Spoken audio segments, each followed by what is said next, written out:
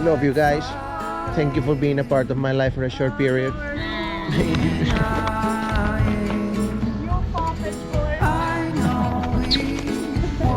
Take care, guys. Bye-bye. Hello guys, welcome back to the channel. Today we have a very exciting one. Let me get on the car and I'll update you what we're doing today. And now we're good. Welcome back to the channel, guys. We are today in the city of Naryn. Well, we just left the city of Naryn, better said. And we're heading today to some ruins in the region of Naryn that are called Tash Rabat. From Naryn it's supposed to be around 3 hours drive, but Alex and I decided to take a car with the brother of the owner of our hostel, and he's gonna drive us all the way there. But first thing first, we're gonna do a couple of stops here. First one is we're going here through this valley, and we are about to reach a tiny waterfall, or tiny. South America spoiled me with the heights of the waterfalls. We're reaching a waterfall over here. Oh, look at this!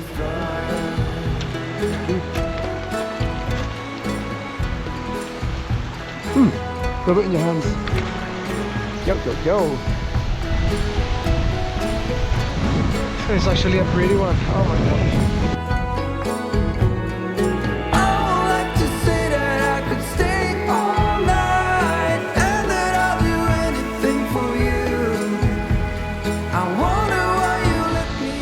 Alex over there getting lost in the wild. Our buddy here. Hey, very good. You want to say hello to your fans in YouTube? Oh, I have a lot of fans now. Yes, yes. Oh, this is what I call acting, I suppose. Look at that mountain bridge, right?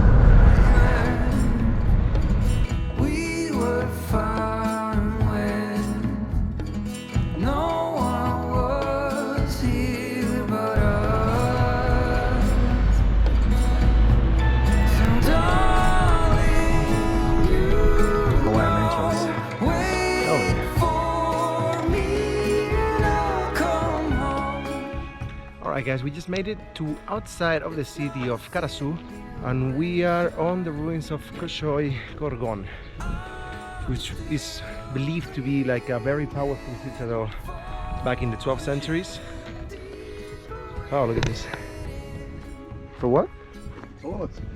Oh. Can you imagine? Modern history, ladies and gentlemen, modern history right here. Easier to read this. It is named after Koshoy Batir, one of Manas's generals, who is thought to have been a catalyst for its construction. We are outside of the citadel, but this is like very little remnants of what once used to be. The location is fantastic, guys. You can have a walk through the whole area, and you have like the beautiful mountains on the top. You have the city on the back. If you want to come and you want to do it properly, there's a museum which is right there, but it's barely open. Like, it's never open because there's almost no tourists coming here, so you kind of need to call a few hours in advance to know if the place is gonna be open or not. Today, as you can imagine, because we take the plans day by day, we didn't call, we didn't do anything, so it's closed. But so far we're having a tiny walk over here before we head to Tash Rabat, which is supposed to be the highlight of the day. I'm very excited to go there as well though. But it's fantastic that in Kyrgyzstan, everywhere you go, you have like these unknown places with a lot of history behind, and you can have your own off-road kind of tourism anytime that you want in this country. Honestly, the mountain range over there is just incredible. The scenery, it's just fantastic.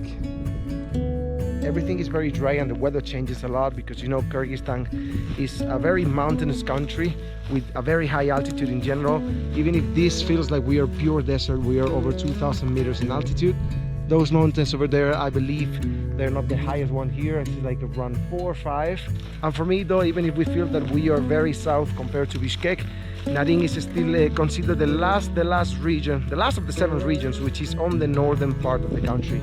So it's still considered in the north, and the traditions that the nomads have here are very different from the one that they have on the south, because the one on the south, they get a lot of influence from Uzbekistan and from other cultures that are a little bit on that area, while on the north they remain very, very, very, very Kyrgyz.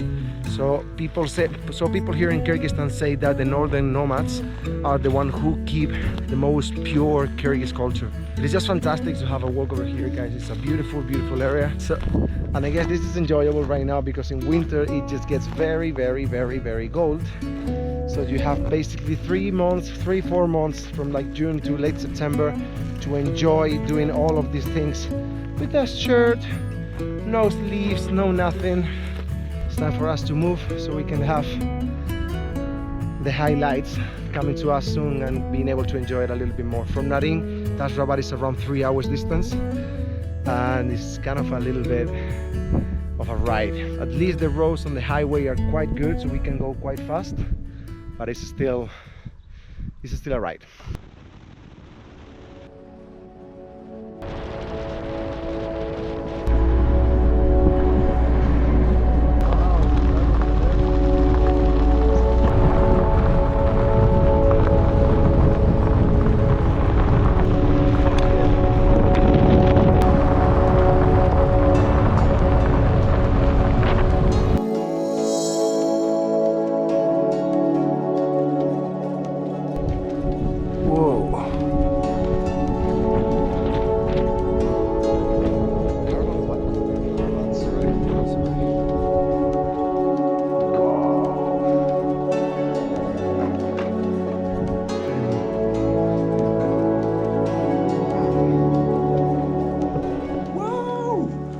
Now that we're here, let me tell you a little bit about the story of this place. Hell, this is incredible. So Tash Rabat is a 15th century Silk Road Caravanserai.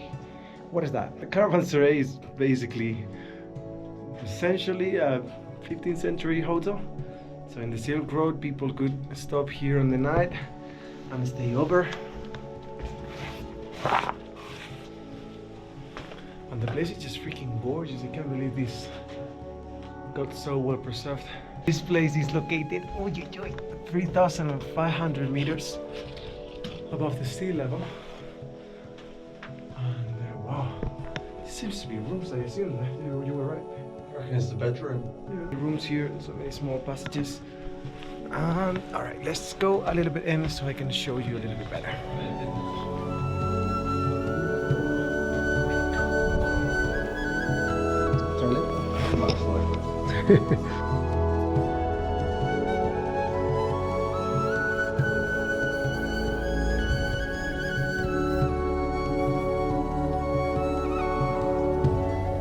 So the hall that we just come from is connected to smaller halls and to most of the bedrooms.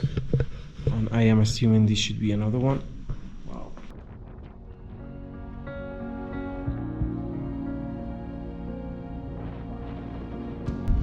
What a crazy place. Wow. Should we get the perfect shot from here? We should. We made it to the top. What? Yeah.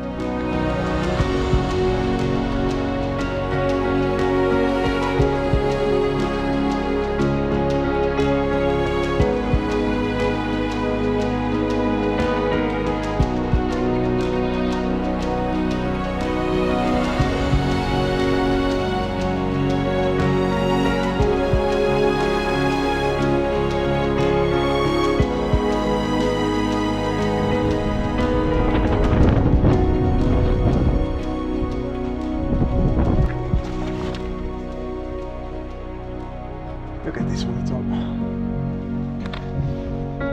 3 hours drive from Naryn, and I tell you, absolutely worth it. What a beautiful place. Wow. Love when the places are filled with stories, and Kyrgyzstan have quite a few interesting ones behind. Guys, if you come to this area, you know it's filled up, as you see in the videos, it's filled up with yurt camps, so you can actually stay here.